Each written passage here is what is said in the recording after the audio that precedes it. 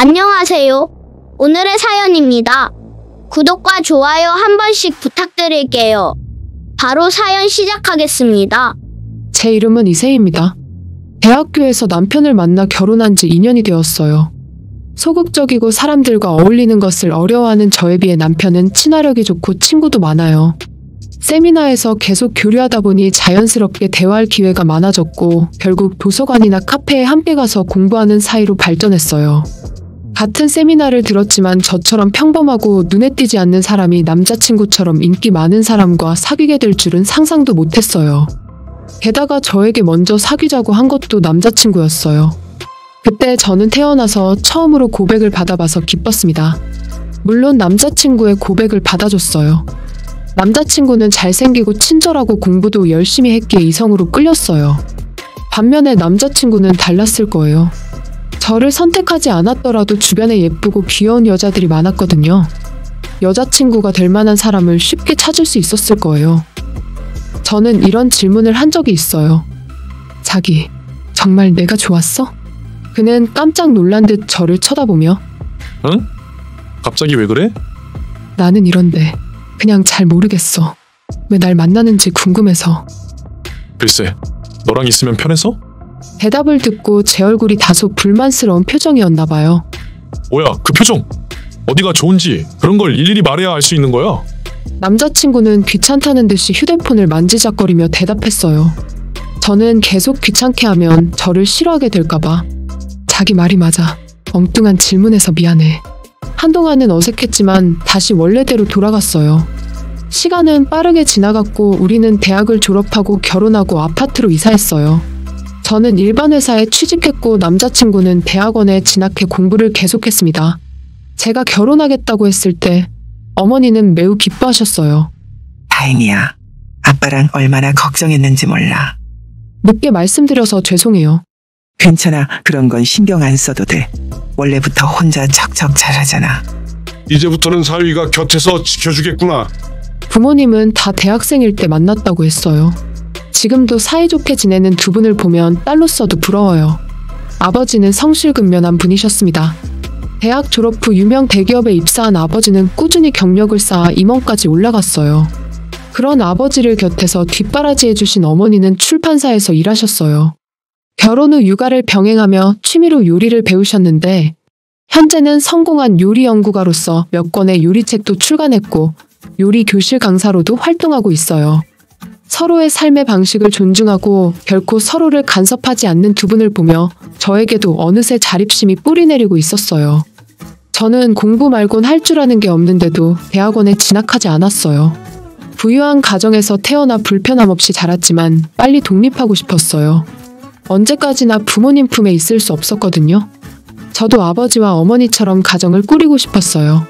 언젠가는 손주도 안겨드리고 싶은 꿈? 아니, 목표도 있었고요. 하지만 함께 살면서 남편의 이기적인 모습들이 눈에 들어왔어요. 대학원생 시절에 알바에서 수입이 있었지만 생활비를 거의 주지 않았어요. 여보, 알바 월급 나온 거 생활비에 조금 보태주면 고맙겠어. 저는 기분 상하게 하지 않으려고 조심스럽게 말했어요. 나도 조금은 보태고 있잖아. 언제는 생활비 걱정하지 말라면서 말 바꾸는 거야? 남편은 차갑게 말했어요. 언젠가는 교수가 되고 싶다. 그래서 대학원에 진학해야 한다. 남편은 예전부터 그렇게 말했어요. 그 꿈을 응원해주고 싶어서 결혼을 결심했을 때 월급이 신입치고 꽤 나오는 것 같아. 그러니 돈 걱정은 하지 말고 공부에 전념하도록 해. 이렇게 말한 건 분명 사실이긴 합니다. 그렇게 말하긴 했는데 하지만 제가 말끝을 흐리며 머뭇거리자 남편은 한숨을 쉬며 말했어요. 역시 당신은 이해 못할 것 같았어. 대학원생이 되면 모임이나 활동비로 돈이 많이 들어. 말 나온 김에 이번에 연구실에서 여행 가기로 했거든.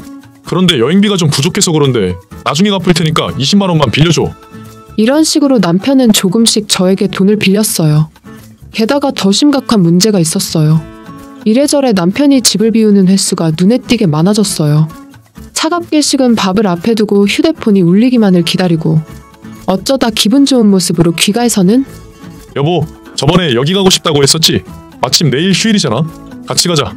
라며 여행 이야기를 꺼내기도 하고 오늘 밥은 전부 내가 좋아하는 것들이네.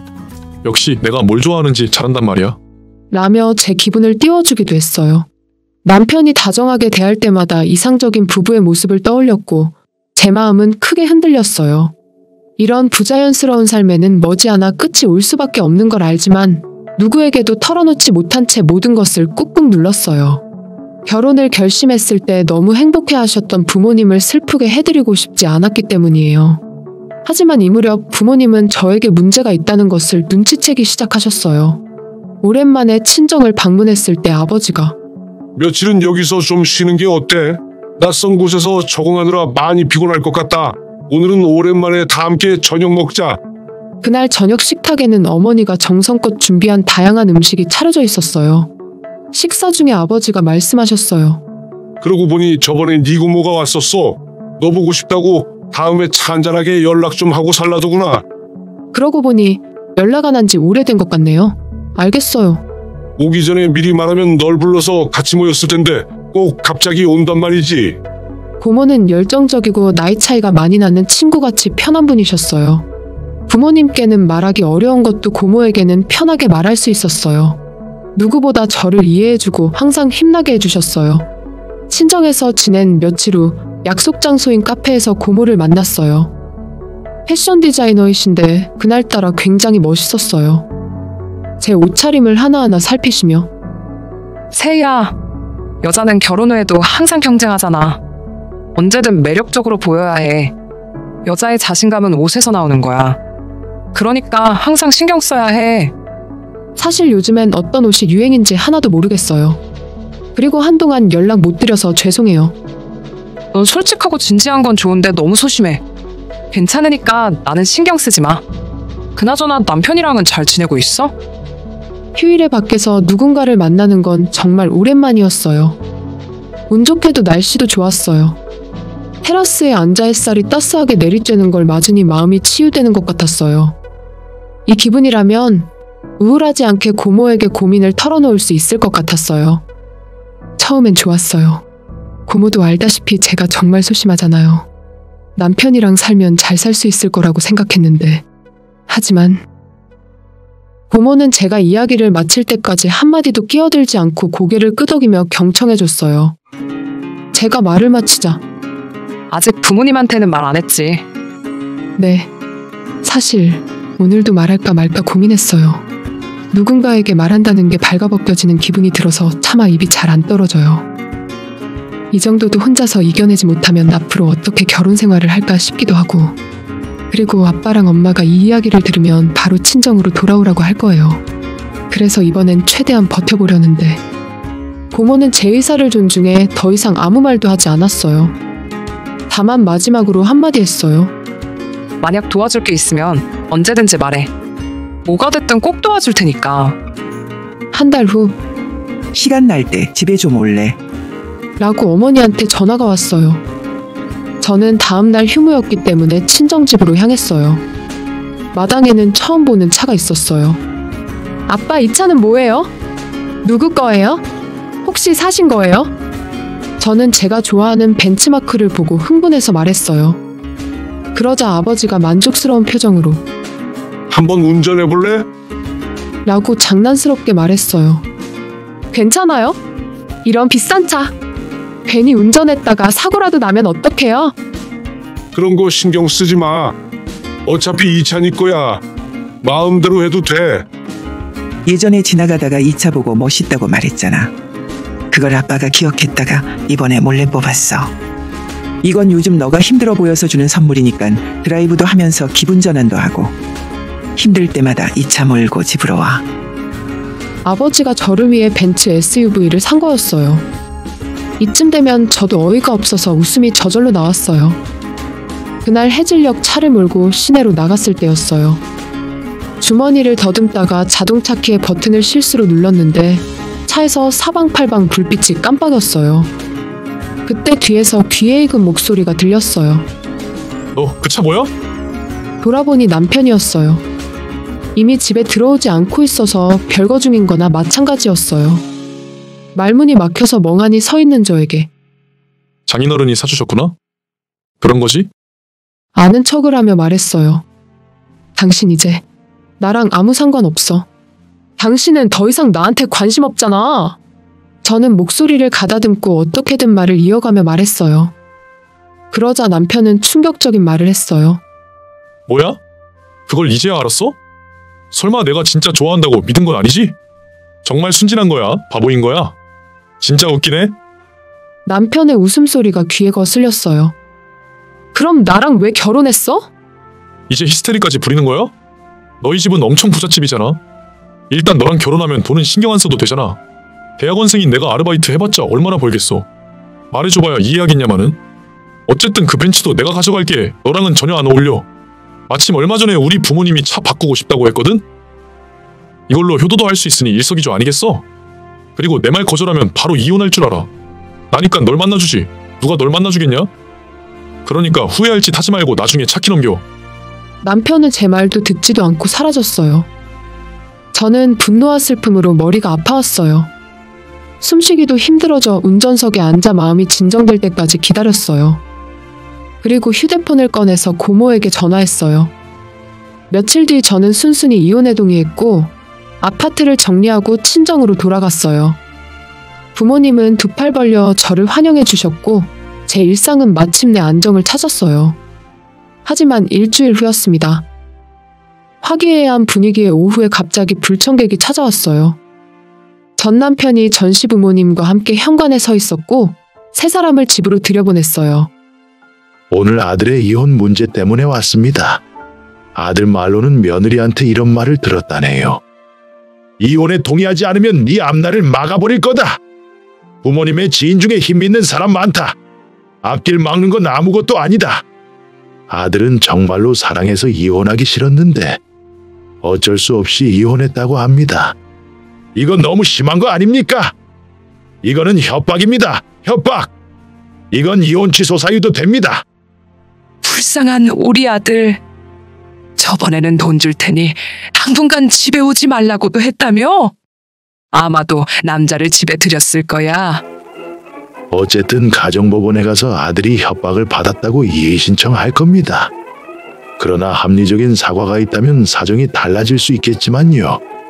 예를 들면 그 벤츠를 준다면 문제가 해결될지도. 전 시부모님이 말하는 동안 전 남편은 입을 다물고 있었어요. 갑자기 현관문이 열리는 소리가 들리고 누군가 들어왔어요. 드디어 도착했네. 어머니와 고모가 숨을 몰아쉬며 거실로 들어왔어요. 늦어서 미안해요. 어디까지 이야기했어요? 저기 뭐예요 갑자기? 지금 당사자들끼리 말할 게 있으니까 이제 말아줄래요? 왜 이렇게 예민하세요? 아드님 이혼 때문에 오신 거 아니에요? 그걸 어떻게 아세요? 방금 전에 오빠한테서 연락받고 온 건데 조카한테 큰일 생겼다는데 고모가 돼서 안 올 수가 있나요? 세희야, 이제 괜찮아. 걱정하지 마. 이모는 슬쩍 저를 쳐다봤어요. 지금 오신 게 이혼 무마하거나 돈 뜯어내려고 온 거 맞죠? 이거 보고도 할 말 있으세요? 고모는 가방에서 서류 뭉치를 꺼내서 탁자 위에 펼쳤어요. 탐정에 의뢰했어요. 조카가 남편이 바람 피우는 것 같다고 했거든요. 집에 거의 안 들어온 게 그런 이유였던 거죠. 조카를 돈줄로 생각하고 이용하다니. 그거 사실이 아니에요. 그건 말도 안 돼요. 전 연구하느라 바빴다고요. 집에 오면 같이 밥도 먹고 여행도 가고 여느 부부처럼 살았잖아. 당신 무슨 말이라도 해봐. 아들! 엄마랑 내가 알아서 할 테니까 너는 잠자코 있어. 네 잘못 없는 거 다 알아? 맞아. 저런 자료는 거짓인 게 틀림없어. 우리 아들이 바람 피울 시간이 어디 있다고 그래? 하루 종일 공부하는 착한 아들을 왜 선동해? 물론 부모님이 보시기엔 착한 아들일지도 모르지만요. 하지만 그건 가족끼리 사정이고 부모가 부모라면 자식도 자식일 뿐이죠. 자, 이 사진 한번 보시죠. 탁자에 놓인 자료들 중에서 고모는 한 장의 사진을 집어서 보여줬어요. 얼마 전 저는 업무차 외곽 지역에서 머물고 있었어요. 그때 같은 호텔에서 시아버지를 만났어요. 아주 예쁜 여성과 함께 호텔을 걸어 다니고 계셨는데 상당히 가까운 사이로 보였어요. 역시나 제가 생각했던 대로였어요. 뭐 다음은 말하지 않아도 아시겠죠?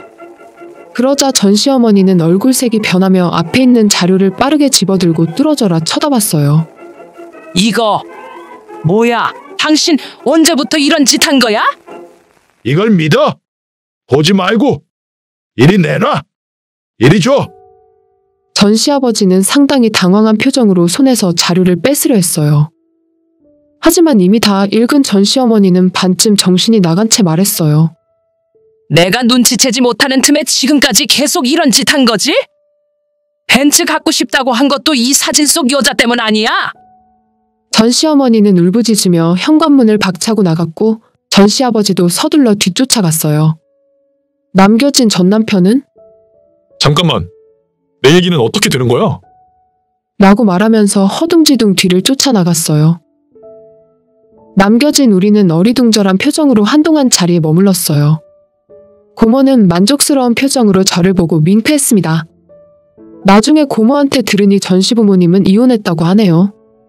더 이상 그런 나쁜 남자에게 당하지 않으려면 스스로가 매력적으로 변해야 해. 내가 가꾸는 방법 처음부터 다 알려줄게. 고모는 바쁜 와중에도 틈틈이 저를 데리고 여러 곳에 다녀줬어요. 식사, 쇼핑, 여행 등 많은 시간을 함께 보냈고 그동안 많은 걸 배웠어요. 이혼한 지 1년이 지나서 저는 대학원에 진학하기로 했어요. 공부에 몰두하는 동안에도 가꾸는 건 잊지 않았어요. 그렇게 하루하루가 흘러가던 어느 날 도시의 한 시내에서 뒤에서 낯익은 목소리가 들렸어요. 뒤돌아보니 전 남편이었어요. 오랜만이네. 왠지 예전과 많이 달라졌네. 자세히 안 보면 못 알아보겠어. 저를 뚫어지라 쳐다보며 말했어요. 그의 눈에 비친 것은 평범한 전처가 아니라 알아볼 수 없을 정도로 이쁘게 꾸민 여자였어요. 그에 비해 전 남편은 많이 볼품없었어요. 부모님의 이혼 소동 때문에 더 이상 대학원에 다니지 않는다고 했어요. 그러면서 금전적인 지원도 끊겼다고 하네요.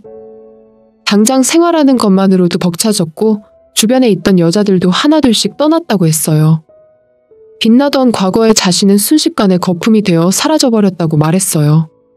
그러던 중 우연히 제 모습이 눈길을 끌었던 거죠. 전 남편은 마음이 흔들렸는지 저기, 괜찮으면 오랜만에 얘기라도 하지 않을래? 어디 카페에라도 들러서. 이때 한 사람이 다가왔어요. 세희야, 기다리게 해서 미안해. 근데 이분은 누구셔? 아시는 분이야? 전 남편에게 시선을 옮기며 물었어요. 아는 사람인데 인사 좀 했어? 그럼 영화 보러 갈까? 그래, 가자. 남자친구는 그렇게 말하면서 제 손을 깍지 끼고 걸음을 옮겼어요. 전 남편은 어리둥절한 표정으로 우리를 계속 바라봤어요. 그런 그를 아랑곳하지 않고 남자친구는 제 손을 꼭 잡고 건널목으로 걸어갔어요. 그리고 저 역시 뒤돌아보지 않고 앞만 바라보며 그 자리를 떠났습니다. 시청해주셔서 감사합니다. 그럼 다음 영상에서 다시 뵙겠습니다.